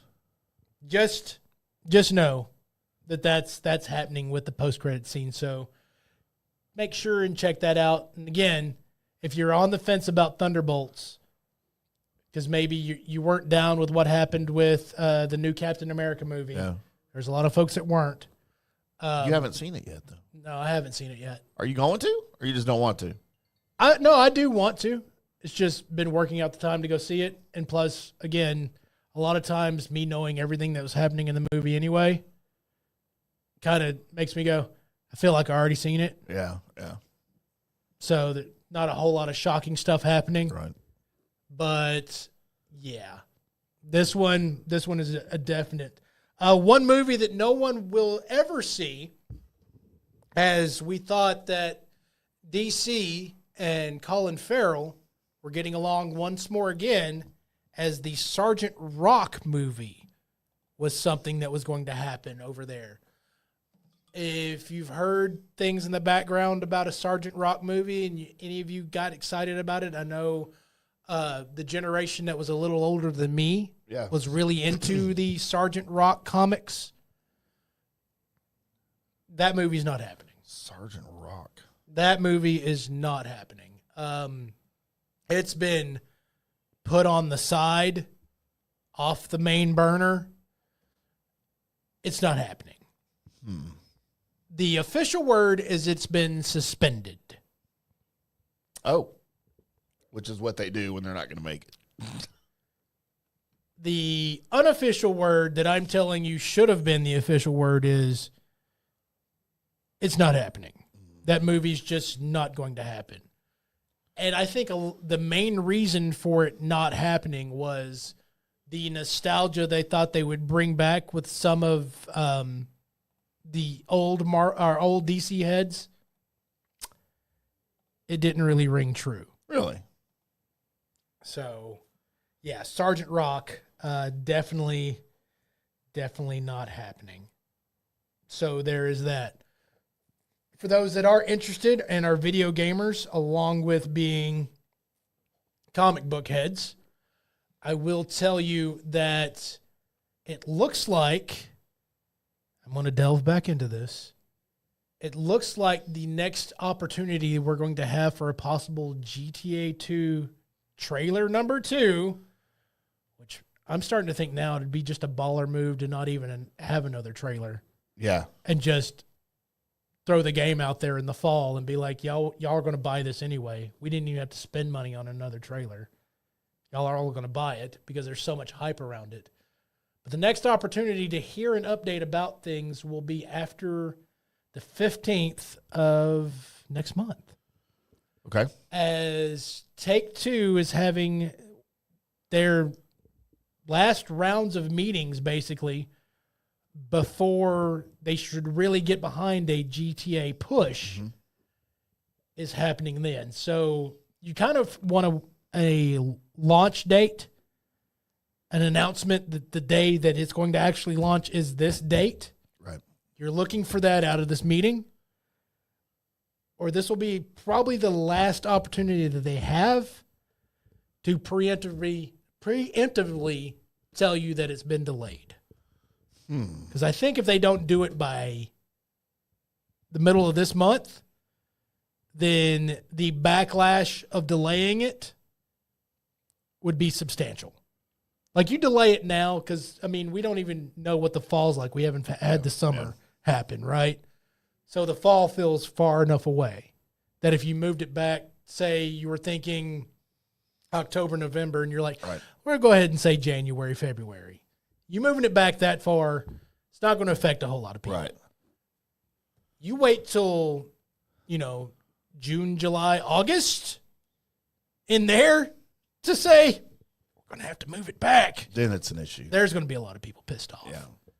So there's your possibility of GTA 6 news. That's how hyped this thing has been. By the time GTA 6 comes out, it's going to be time for GTA 7. No, because it's going to be 13 years after I'm going to be dead. GTA 6 has been, because, again, they're trying to duplicate what they did with GTA 5. Right. So that game's been around since the Xbox 360. The Red Ring of Death housed GTA 5 and GTA Online. Huh. That's how far back I know. this I remember. thing went. So, Still remember playing the original GTA. Well, I do too. On the PC. That top down where, you just look like two arms and a head running around. I remember that. And it was fun. I also remember the first time you actually had the 3D look on GTA. And you're like, what is this? It wasn't good. Well, it was still amazing, though. I think I remember thinking this will never work. Well, if you've ever been told by Tim that he believes your idea is stupid, just know he thought Grand Theft Auto was dumb and would never work as not a top-down. Yep, I did think that. So there is that.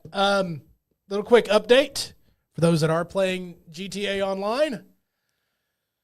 The new update comes out tomorrow, and what's on double money right now is going to be your phone call hits. So your phone call assassinations and your salvage yard. Mainly the use of the, good God, the truck that picks up cars and carries them away. The tow truck? The tow truck service. My brain couldn't find the word tow truck. So the tow truck service, and then the actual chop shops themselves, the salvage yards themselves, will be 40% off, so you can buy them if you're into the game. There you go. That comes out tomorrow, so you get a whole day's worth of notice before it actually happens. Are you taking off work tomorrow? I am not taking off work tomorrow. Taking off work tomorrow. Just wondering. Even though the phone call, because the phone calls are like, they normally pay like $45,000. Yeah. There'll be double pay at $90,000. And then if you're a GTA Plus guy, they're quad pay. Colby, I might be playing GTA tomorrow morning if you want to pop on. They're quad pay, so that puts them at $180,000 every time you do a little 3-minute hit. I've seen like 10 of those. It's amazing. You have to show me how to do all that. I don't know how to do that. I try to show you a bunch of stuff when you're on. But you don't. All you say is, come follow me and do this stuff. And I do, but I don't know how to replicate any of it. You never showed me like how to set up a heist or how to set up a mission or whatever. Like, I don't know how to do any of that. Well, usually I've already got it set up before you show up. And then every time I go in and I want to do something, it like wants to bring other people in the session in. I just want to do shit by myself. I don't want to be friends with people. Then close your session. No, I'm in like a friends only session, and I go in and it's like I'm signing up for this mission and it's waiting for other people to join it. Because it's open. Well, how do you close it? You take the open and you switch it to closed. I don't know how to do that. Is it on the screen? Yes. Oh, I have to look harder. That is the most frustrating thing that I have with you and sometimes G is y'all don't read your screens. It'll tell you what to do at like the bottom of the screen, top of the screen. Well, sometimes I do, but sometimes it goes away before I can get there. Like when you send me invites on stuff, it's like in the mid while I'm doing something, and I guess I hit a button that erases it off the screen, and I never got to read it. It's a notification. So and I don't know where notifications as we peel back are. It's under the notification bell. Now I know where it is now, but for a long time I didn't know how to find it. Although I don't know what the middle button does, what the PlayStation button does, what the map button thing does. I never knew what was where in any of the menus. I'm just now relearning where all of that is on online because I never played online before. I will describe as this happened, and I actually described this to Sybil. We were, for those that fun of me, play GTA, we were running a casino heist, silent and sneaky. And we made it through this all right. But I go through the metal detectors, and I specifically tell Tim, just stay behind me, Tim. We'll be fine. And I'm aiming at the two guards, and I take one of them out. And as soon as I take one of them out, what happens? Tim's character comes barreling into mine, throwing off my aim. And I had to wrist flick to try and get back to the person to shoot them before they sounded the alarm. I did it. You're that good, Colby. You overcame my stupidity. But right as I'm shooting them, here comes Tim's character just barreling into the side of mine, just moving me over. It wasn't on purpose. Accident. He thought the word stay behind me meant crash into the side of my character. I was trying to stay behind you. I mean, that it was so much of a good block. That would have been a good block on a kickoff. You weren't behind me. A good pick play? Yeah. For a wide receiver screen. You had that covered. That's right. So there you go. There is your Colby Saps mystery shotgun. Wow. Remember, go see the Thunderbolts. Coming up next, we're going to get into Tim's issues of Facebook, because I'd rather do that. So Facebook has irritated him to the point of he's complaining. He's going all Karen on Facebook, and we've got to find out why. And then we've got news and notes. That's coming up on the Colby Sapp and IndyCarTim Show. Today's show is brought to you by Tomstown, a premier craft distillery based in Kansas City, Missouri. Discover their award-winning lineup, including double oaked bourbon, botanical gin, and double grain vodka. Named the best craft vodka by the readers of USA Today. Available for online delivery in 40 states. Visit toms-town.com or their Kansas City distillery to explore more. Elevate your game with Tomstown, where history meets innovation. Please enjoy responsibly. Hi, golfers. IndyCarTim here. I want to talk to you a little bit about Golf Central Magazine. It's not just a golf magazine. It's the magazine for everything. Turf, travel, philanthropy, and lifestyle. Head over to golfcentralmag.com and check out the latest issue. Some of the regular features in Golf Central Magazine: the Golf Bachelorette of the Month, the Golf Bachelor of the Month, the Golf Cart Girl of the Month, Golf History, Grip It and Sip It. So head over to golfcentralmag.com. It's free. It's the magazine for everything: turf, travel, philanthropy, and lifestyle. Golf Central Magazine at golfcentralmag.com. We'll see you there. Hello, folks. Let's talk a little bit about turf life. And what is turf life? It's pretty much if your life involves turf in any way, shape, or form, you live the turf life. Go ahead and brand yourself with the turf life. Maybe a back window decal, maybe a hat. You know where you can get those kinds of things to showcase that your life revolves around sports and or anything that involves sports. If it's a sports business or sports education or just your enjoyment of the outdoors, head over to turflifeclub.com. Become a turf head. Join the club today. You can do that by going to that said website that I just told you to go to. You can snag your window decal like I was talking about, or any of your other turf life accessories. Show everybody that you live the turf life, and we'll see you there over there at that turflifeclub.com. JP here for the Jeeves Law Group and my man Scott Jeeves. If you're going to hire an attorney, do you want some guy looking for a quick settlement and a quick buck, or do you want an attorney with some chops? Scott is a board-certified civil trial lawyer and a certified circuit court mediator. Been practicing in the Tampa Bay area for over 30 years. He is a peer-reviewed AV preeminent rated civil trial lawyer. They just don't hand out those classifications. He's been the lead class action counsel on many complex consumer protection cases and has handled hundreds of serious personal injury cases. He's dedicated his career to protecting injured victims and is committed to vigorously representing you. We're local, we're trusted, and we get results. Personal injury and personal attention. Call for a free case evaluation. That's 888-9-JEEVES. That's 888-9-JEEVES. The Jeeves Law Group. Orion Golf Management Solutions. Orion Management Solutions has tailored its service packages just like it tailors its approach to customers. Some owners need more supervision, while others need periodic assessment of their short-term and long-term strategies and programs. Orion can be called in to develop a business plan with the existing staff, or we can assist with the daily management of a facility or event. Either way, we make sure the client is satisfied and understands the direction the facility needs to go in order to achieve the owner's goals. Orion Management Solutions can help with owner assistance service solutions, daily course management, business plan development, monthly operations, or as-needed consulting services. Whatever your need, Orion Golf Management Solutions can help. Check out oriongolf.com. Let's go. Right now, back to the show on FanStream Sports. Welcome back to, almost said From the Rough, the Colby IndyCarTim show right here on FanStream Sports. It is Wednesday, my dudes. Hump day! It does kind of feel a little bit like a From the Rough music coming in. Does it? That's our JP bumper music. I got to find us some bumper. Wait, I haven't played this in a long time. Is this good bumper music? That's more us bumper music, isn't it? Of course it is. All right, I'm going to start doing that for our bumper music and then coming out of breaks. Welcome back to the Colby IndyCarTim show right here on FanStream Sports. What up?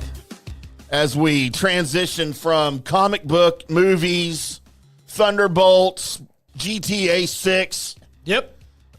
Colby to, apparently I'm about to be humiliated again. Facebook offended you.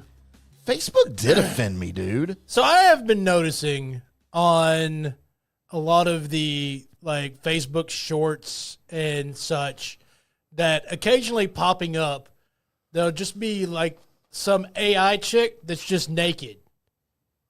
And just boobs and everything on Facebook. By the way, not the first time, the first thing that I forgot to tell you about as we're getting into something like this. I did try a new game that's been out for a little bit, the Cyberpunk 2077. Okay. Tried that, and I just got through the create a character portion of it because it was like in the morning. I was drinking my coffee, whatever, and just seeing because I downloaded this free trial. Mm-hmm. Somebody needs to warn everybody. Oh, no. About the create a character on this. And I'm sure everybody's tried to warn me. I just didn't pay attention. Because you don't care. Because I don't care. So I was creating this dude, right, and his face and all of that. And then it got down to genitalia. Customizable, huh? Yeah, length and everything. Right there on the screen. Wow, why would you not just go the longest? Oh, no, I'll tell you exactly what I did. I deleted that character. Oh, no. I went and started making a girl.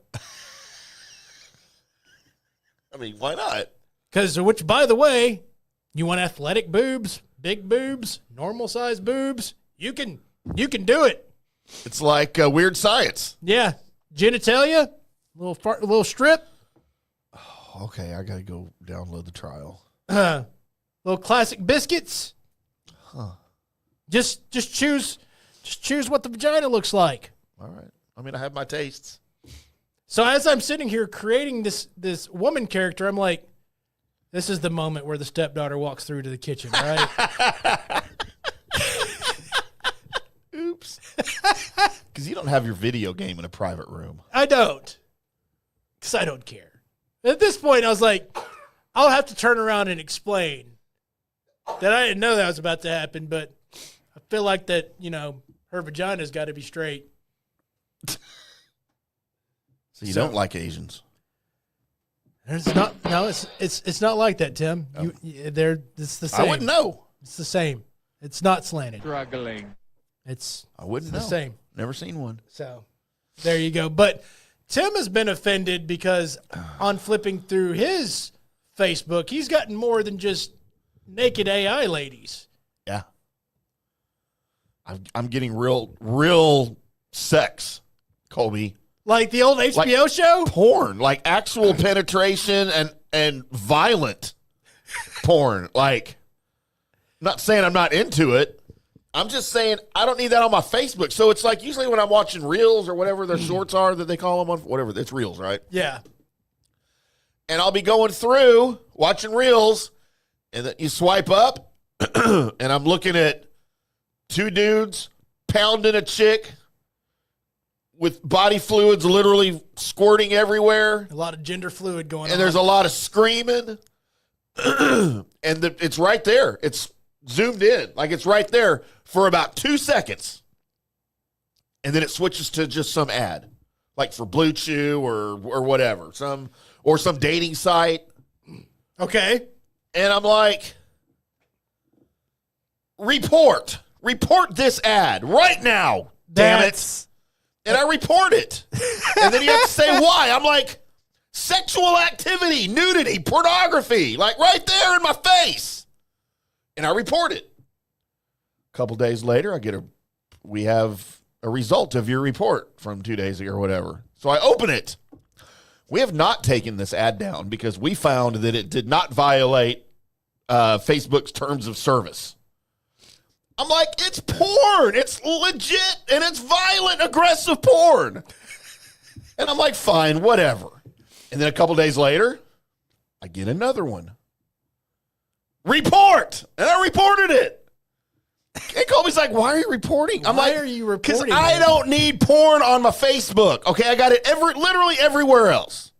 I don't need it on my Facebook. Okay, here's my disappointment. Is the reporting? Moving on. I get you don't need it. I understand you don't want to be like flipping through in the grocery line or whatever and having the volume slightly up and then all of a sudden, man, that just happens. Yeah. I get it, right? I totally get it. But that you cared enough to hit the report button? I did. Well, I wouldn't have. It's not like I went looking for it. It was literally right there. It said report, block, or whatever. And I was like, I think I should tell someone that this is going on. Like, my first reaction was like, there's no way that somebody snuck this into a Facebook ad and Facebook doesn't know. Like, right. This is a glitch. I'm just going to tell Facebook, right? I thought for sure I'm going to get an email back saying, thank you for your report. We have removed the ad, blocked the user, whatever. Right. Nope. We're sorry. We just don't think it violates Facebook code of conduct. It's people fucking on Facebook. But our show videos get taken down. They do. Because, I'm like, what? Because we're not having sex. Maybe. Yes, because we played a snippet of a song for like 30 seconds that, just used it to bumper or whatever. Yeah. That we don't own the rights to. Yeah, so they delete us. They delete us. Yeah, that's what happens. But you can apparently show dingleberries popping the hell out of an Arby's sandwich. Dude. And no. Look, I got lots of other places I can go. Part of it is like when I see that on Facebook, I'll be whatever, looking at my friends, blah, blah, blah, blah, blah. And then, chickawana, and I'm like, damn it, now I'm horny. And I got to go to a different app. I got to go be alone for 2.5 minutes. I don't like it. I don't need that on my Facebook. I think the major thing for me was that you were like, hey, I'm going, because I've never been that person that's hit the report I'm not usually button. either. Like, it's not, I'm not, okay, I don't like that it's there, but I don't care enough to Again, really be I upset. legit thought someone was pulling a fast one over on Facebook, and they needed to know about it. Like, I didn't know this was going to be a new series of ads that I'm seeing now from now on. Right. I mean, I don't do it anymore, but I just skip past it or whatever. But, dude, I don't understand how they get away with that. Apparently they do, because, and again, the thing with mine has been the AI chick that just walks up, just butt ass naked, and I'd rather see those. And it's just like asking me questions and stuff. Does it sound like Gal Gadot? No. It'll be 5 minutes for pounding too hard. So I flip past it and go like, man, I know that was computer generated, so I guess that's how they got past the nudity laws or whatever, but it's a little much. It's just bad. It's a little much. If I was younger, Colby, and this was happening on the Facebook, I'd be You've been all about it. This is great. Because I used to try and, figure out if that's a nipple on a blocked cable. Yeah, the scrambled screen. Yeah. Yeah, we've all been there. But you could still pick up the audio. Yeah. But you couldn't turn up the audio because then your parents would hear. They'd hear, and they hear the partial scramble of the audio before it comes back. And We used to have this thing, Colby, when I was a kid, teenager, called On TV. ON-TV. They had the logo, so it was a cable box. But it was just one channel, right? You had to buy the box or subscribe to the service. It literally had a key because it had adult content, right? So you plug this box into the back of your TV, and then you had to turn your... So keep in mind, this was before Channel 21 was a thing. That's how far back we're going. Wow. Because the channel you had to use for the On TV box was 21. So then you had a key. It looked like a lockbox key or something, right? You walk up to it, you hit the power button on the box, and there was no display or anything. It was just a light that would come on whenever you turned it on, right? Put the key in, you turn the key, and you have to leave it in there, and then boom, everything's unscrambled, and you can watch On TV. And it was Skinamax before Skinamax existed. But if you didn't have the box turned on and you turned to 21... Nothing. It's the scramble. It's all scrambled, and you can hear it. Oh, wow. It's just like that. So that was like a thing way back in the day. And, I mean, we never had it, but I knew to go to Channel 21. You know, and I'm like 10 when all this was going on. Like, I didn't even know what those noises meant yet.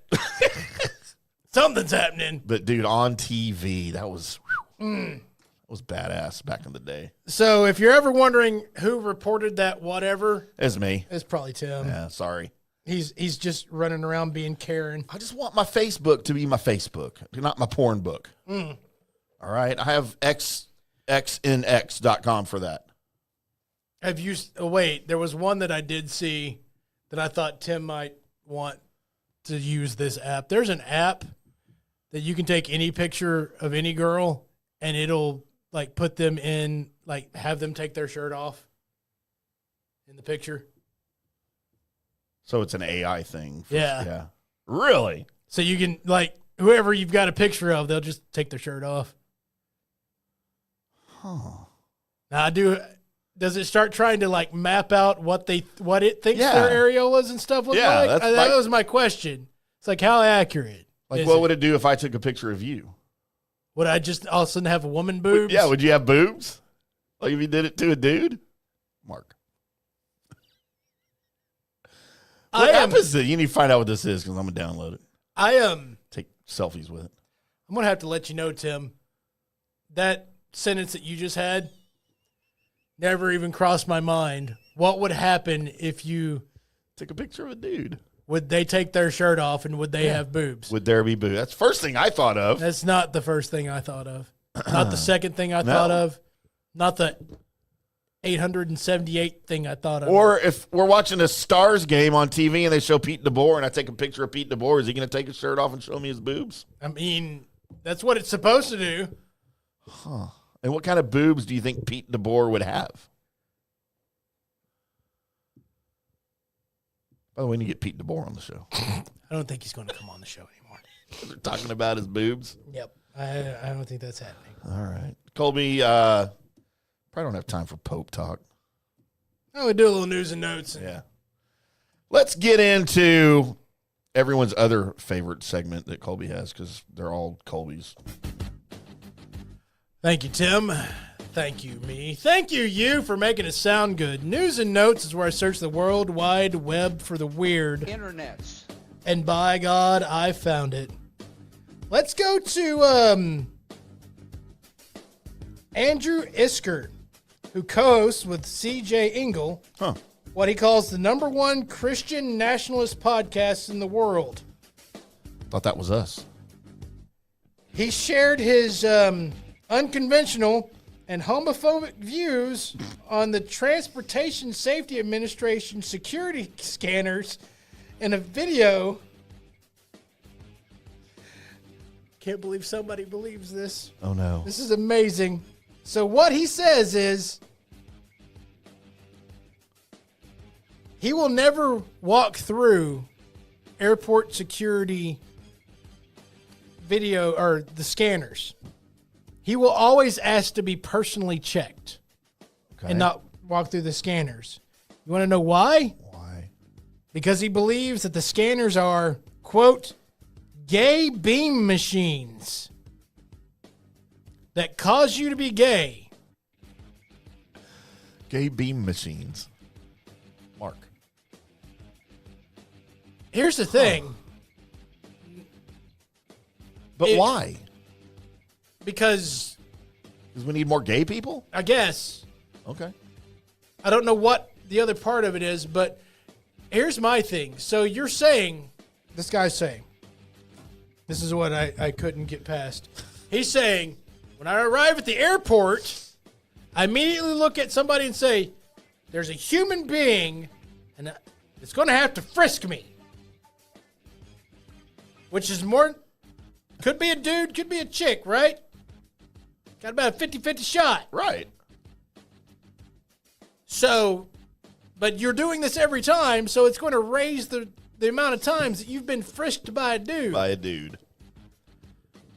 But you'd rather do that than go through a scanner because you're afraid that'll turn you gay. Huh. Does he also get massages from dudes? I don't know the rest of the story. We should have him on. I saw a headline that said, quote, gay beam machine. That's a good headline right there. And I had to go ahead and you need to forward me that because I'm going to book him for the show. Okay. And God damn it, the Capitals scored. Mother trucker. Damn it. Let's go to United Airlines flight, as its United Flight 2325 had departed from Denver International Airport en route to Edmonton, Alberta. Been there. On Sunday when an incident occurred. The incident is they had engine fire right after takeoff. Doesn't sound right. Because apparently